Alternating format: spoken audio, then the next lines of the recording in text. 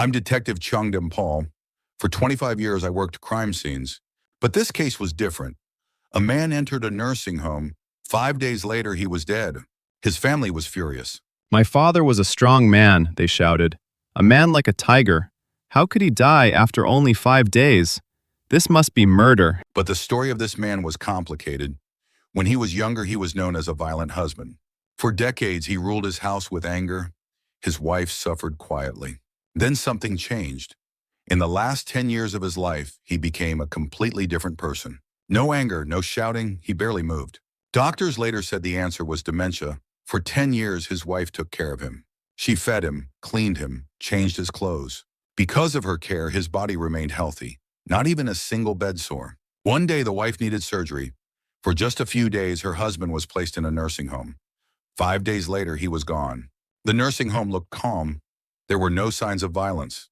But the medical chart told another story. Day 3, mild fever. Day 4, high fever. And breathing problems. Day 5, death.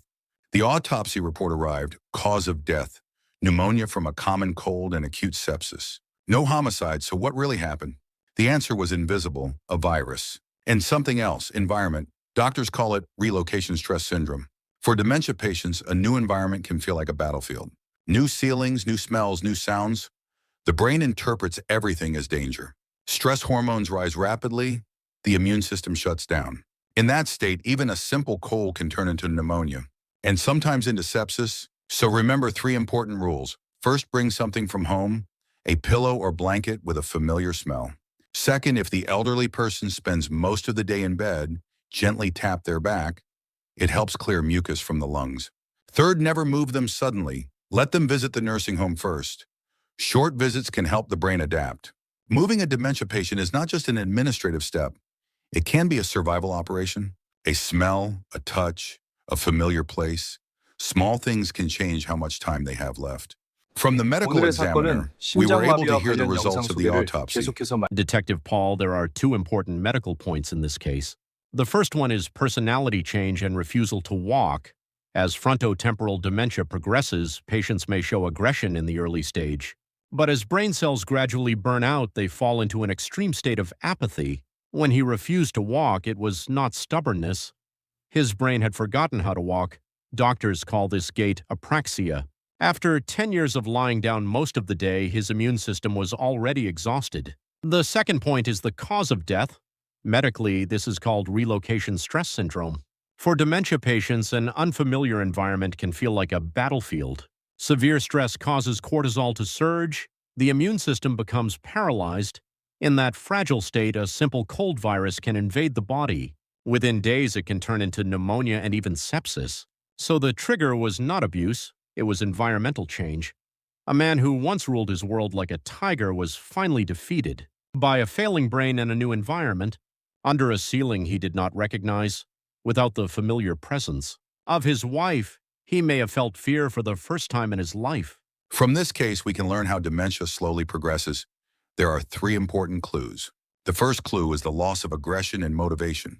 If a person who was once aggressive suddenly becomes quiet and passive, it may not mean they have matured. It may mean the frontal brain is shutting down. The second clue is what families call magnetic feet. The person cannot lift their feet easily, or when they sit up, they immediately fall back down. This is not muscle weakness, it is the brain forgetting how to control movement.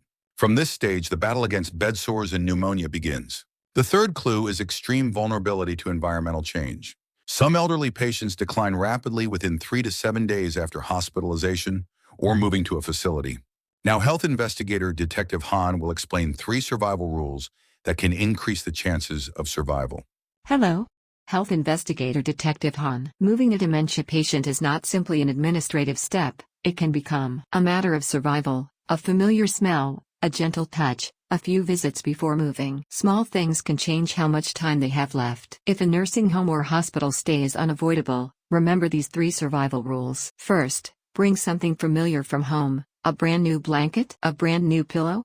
No, never send new ones. Instead, send the old pillow or blanket they used at home. Something that carries their own scent and the scent of their family. For dementia patients, smell is often the last signal of safety.